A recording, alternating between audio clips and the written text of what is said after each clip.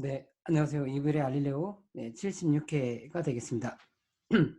네, 오늘은 2020년 3월 11일 수요일 시간은 10시 30분 저녁 시간이 되겠습니다. 네, 오늘도 만나 뵙게 돼서 반갑고요. 네, 오늘은 그 회귀 개수의 유의성 검정에 대해서 또 다뤄보도록 하겠습니다.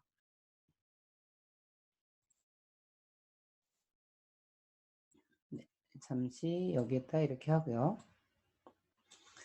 네, 75회에서는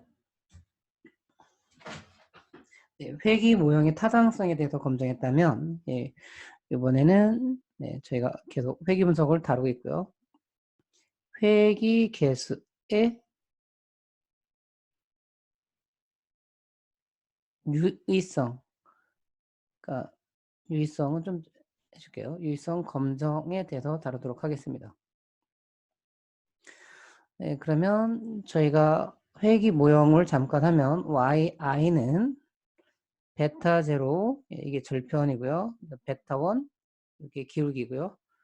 xi 플러스 입실론 i, 그래서 에라라고 했죠. 그래서 여기서 뭐 했냐면 이게 바로 회귀 개수가 됩니다. 그 다음에 이것도 회귀 개수라고 합니다. 이건 참고적으로 한다면 오차 에러라고 하고요. 이렇게 되는 거죠. 그러면 이 중에서도 요 베타 1에 대해서 보겠습니다. 그럼 지난번에 75회죠. 75회에 대한 회귀 모형에 대한 검증을 했는데 회귀 모형이 통계적으로 타당하다라고 했다는 거는 즉 회귀 모형이 이 y를 잘 설명하거나 그런다는 거죠. 원인의 역할, 즉 x, 회귀 모형에 있는 이 x가 이 y의 원인의 통계적으로 의미 있는 원인의 결과 y를 잘 설명할 수 있는 하나의 x가 된다라는 거가 되는 거죠. 그렇다면 그 다음으로 한다면 즉 요 독립변수들이 여기서는 하나지만 나중에 다중회귀를 가면 독립변수 여러 개 나오겠죠. 그 여러 개 중에서 과연 어떤 거 각각이 이 y한테 의미 있는 영향을 주는지 그 부분을 따지는 거가 바로 회귀 개수의 유의성 검증이 되겠습니다. 그러면 여기서는 저희가 하나를 다루지만 나중에 이제 다중회귀 가면 여러 개가 나오는데 여러 개 각각 중에서 어떤 x가 영향을 주고 어떤 x는 영향을 주지 않는지 그런 부분을 따지는 게 회귀 개수의 유의성 검증이 되겠습니다. 특히 베타 1, 나중에 다중회귀 가면 베타 1, 베타 2, 베타 3 뭐 이런 식으로 가겠죠. 그래서 가설을 세운다면 기무 가설은 뭐냐면 이 베타 1이라는 거는 0이다라는 거죠. 그래서 요 베타 1이라는 거가 기울기이기 때문에 저게 0이라는 건 뭐냐면 또 x하고 y를 둔다면 저게 0이라는 거는 이 직선이 이렇게 생긴다는 거죠. 그럼 이거는 y는 예를 들면 뭐 베타 제로라고 한다면 여기 이제 플러스 l 안에 있긴 하지만요. 결과적으로 이건 어떤 값이잖아요. 어떤 값이기 때문에 이 값은 이게 이제 y 이 값에 따라서 이 선들은 뭐 이렇게 위아래로 이렇게 왔다 갔다 할 수 있겠죠. 그렇지만 베타 1이 0이라는 거는 뭐냐면 x가 어떻게 변하든지 간에 y의 값은 일정하다는 거죠. 그렇다는 건 뭐냐면 x는 y에다가 영향을 안 준다는 거죠. 그런 의미가 됩니다. 그 다음에 베타 대립각으로 뭐냐면 이 베타 1이 0이 아니다라고 하는 거죠. 0이 아니다라는 건 뭐냐면 뭔가 기울기가 있다는 거고 그 기울기는 의미가 있다는 거죠. 그럼 여기 보시면 x가 어떻게 변하냐에 따라서 y도 변화가 되는 거죠. 그렇다는 건 이건 뭐냐면 x가 y에다 영향을 준다. 통계적으로 의미는 영향을 준다. 이런 부분이 되겠습니다. 그래서 이렇게 가설을 세우는 거죠. 예, 그렇다고 한다면 이제 이게 모집단이죠. 이 모집단에 요 X라는 자료들과 Y라는 자료들이 이렇게 있는데요. 이 모집단에 있는 모든 데이터들을 저희가 다 안다고 할 때 여기에서 베타 1이라는 걸 저희가 구할 수 있겠죠. 그렇지만 현실적으로는 모집단을 다 볼 수가 없기 때문에 이 베타 1이라는 값은 우리가 알 수가 없습니다. 예, 그렇다면 저희가 유의 수준이라는 부분은 이 가설 검정에서 특별하지 않으면 0.05 같은 말로 5%를 두는데 과연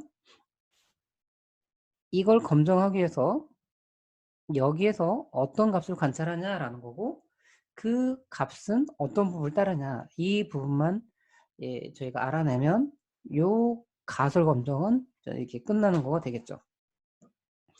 예, 그렇다고 한다면 저희가 이걸 좀 더 설명해 보면 저희가 이 모집단을 가장 잘 대표해주는 표본을 뽑는데 이 표본을 뽑을 때 표본의 후보는 하나가 아니라는 얘기를 많이 했습니다. 그래서 이 표본의 후보들이 이렇게 많이 존재하는 거죠. 그러면 이 각 표본마다 뭘 하는 거냐면 여기에 뽑힌 X와 여기에 있는 Y들을 가지고 저희는 뭘 계산했냐면 베타 1의 햇이라는 걸 표본에서 저희가 구할 수가 있겠죠. 그 다음에 여기서도 마찬가지로 또 뭘 구할 수 있냐면 베타 1의 햇, 여기도 베타 1의 햇, 여기도 이 베타 1의 햇을 구하는 거죠. 그래서 이 베타 1과 가장 비슷한 거는 이 우리가 표본에서 이 베타 1의 햇을 구한다는 겁니다.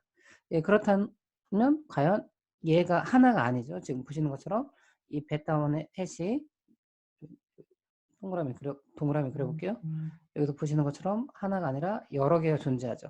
여러 개가 존재한다는 건 과연 얘가 분포가 있다는 거고 그 분포를 알아내면 됩니다. 그래서 저희가 조금 어렵지만 수학적 기호를 쓴다면 네, 여기다 쓰겠습니다. 그렇다면 요 대문자 2에 베타1의 햇이라는 건 뭐냐면 요 베타1의 햇들이 여러 개 있잖아요. 이것들의 평균을 얘기합니다. 이것들의 평균을 얘기하는 거죠. 그러면 이미 이제 기라성 같은 사람들이 이걸 구했는데 이게 뭐가 되냐면 베타 1이 된다라는 걸 알아냈고요. 그 다음에 그러면 이것들의 이제 평균이 이제 베타 1이라는 게 됐으니까 이 평균과 요 베타 1의 햇들 간에 과연 어떤 얼마만큼 다른지 이런 부분이 바로 뭐가 되냐면 분산이 되겠죠. 그래서 요 베타 1에 이렇게 됩니다. 그러면 이게 이제 만약에 모집단에 이제 표준 편차를 안다고 한다면 얘의 공식은 뭐가 되냐면 이렇게 됩니다.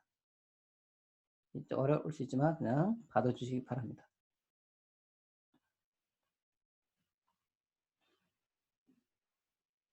네, 이렇게 된다라는 걸 알아냈어요. 그러면 얘가 어떻게 되냐면 이 분포는 뭐가 되냐면 정규 분포가 되고요. 이 정규 분포는 평균과 표준 편차로 이루어졌잖아요. 이렇게 되고요. 이거는 분산이기 때문에 항상 정규 분포는 표준 편차의 제곱으로 표현하죠. 그래서 이걸 루트를 씌운다면 루트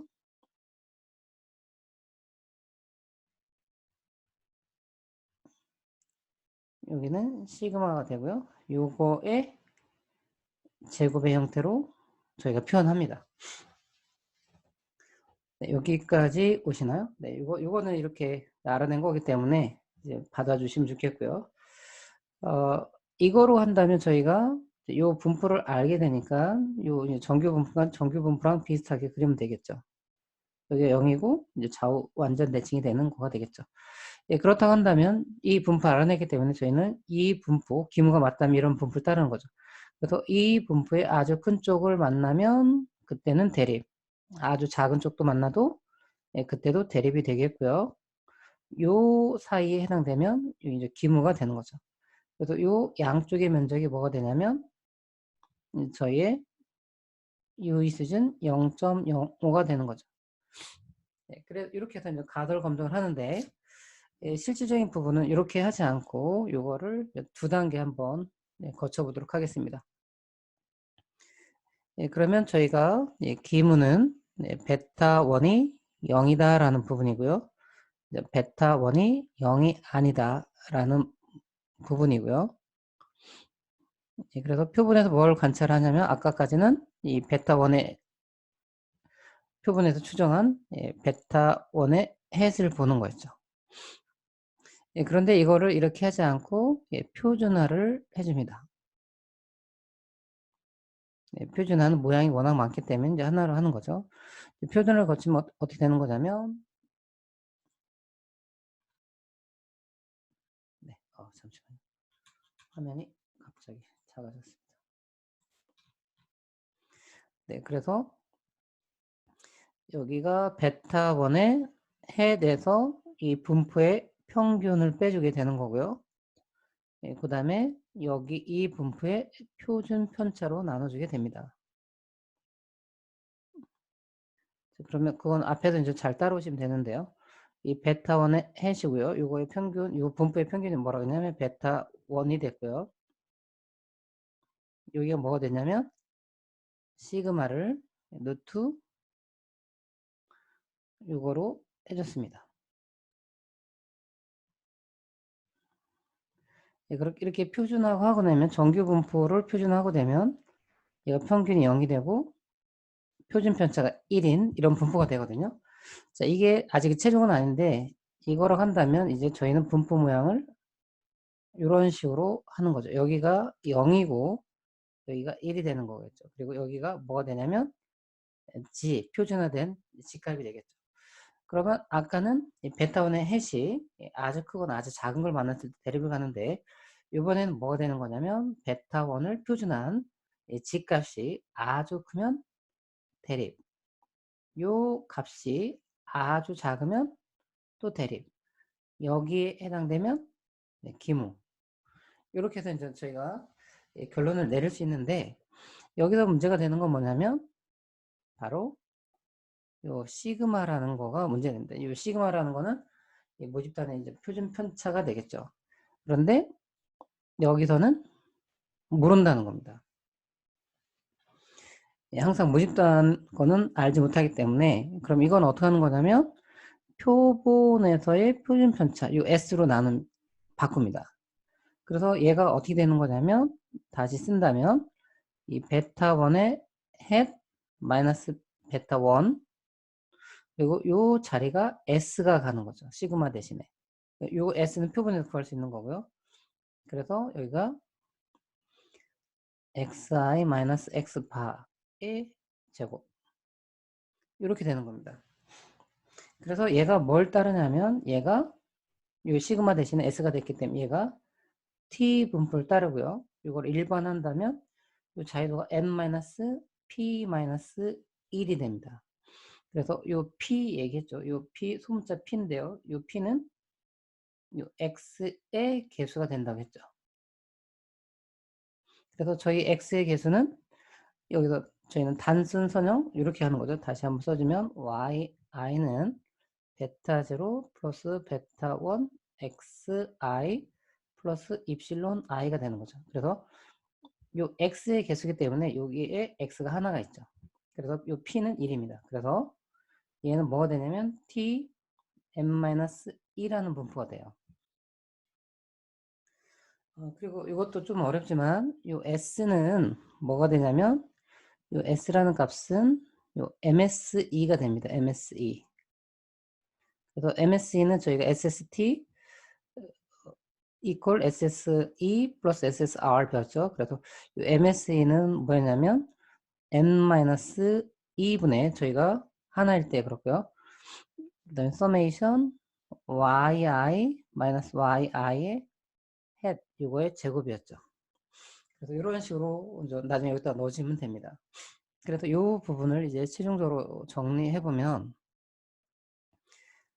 과연 독립변수가 종속변수에게 영향을 주는지 즉 그게 회귀계수의 유의성 검증이 되는데요. 기무가설 베타 1은 0이 아니다. 여기서는 x가 하나이기 때문에 이 x는 이 y에게 통계를 유의한 영향을 주지 않는다라는 거가 되겠고요. 그 다음에 대립가설은 베타 1이 0이 아니다라는 거는 x는 y에게 통계적으로 유의한 영향을 준다라는 거가 됩니다. 그러면 표본에서 저희가 관찰하는 게 뭐냐면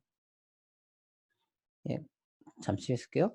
그럼 표본에서 어떤 값이 관찰되면 기무로 할지 대립으로 할지 그 기준이 유의 수준이라고 계속 말씀드리고 있죠. 그래서 여기서 최종적으로 관찰되는 건 t 값입니다. 그래서 이 t 값은 어떻게 구하는 거냐면 베타 1의 햇 마이너스 베타 1. 그 다음에 여기가 s가 되고요. 이거를 뭘로 나누냐면 루트의 xi 마이너스 x바의 제곱이 됩니다. 이거 좀 복잡하지만 한번 쓴다면 저 s를 쓴다면 베타 1의 햇 마이너스 베타 1 이 부분이 뭐가 되냐면 서메이션 yi 마이너스 yi의 햇 이거의 제곱을 n-2로 나눈 거. 요게 요 부분이 s가 되고요. 요 s를 저희가 ms이라고 하는 거죠. 그 다음에 이 값을 루트 하고요. 요 xi 마이너스 x바의 제곱 뭐 이런 식으로 합니다. 그래서 얘가 뭘 따르냐면 tm-2라는 자유도를 갖는 분포를 따릅니다. 그러면 기무가 맞을 때 그렇다는 거죠.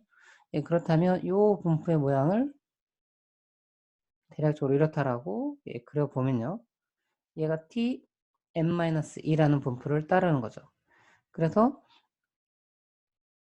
아주 작은 여기가 뭐냐면 여기는 게 다 요 x축이 이번엔 다 t가 되겠죠. 그래서 아주 작은 t를 만나면 표본에서 아주 작은 t를 만나면 대립으로 가는 거고 즉 x는 y한테 통계적으로 유의한 영향을 준다 이렇게 결론 내리시면 되겠고요.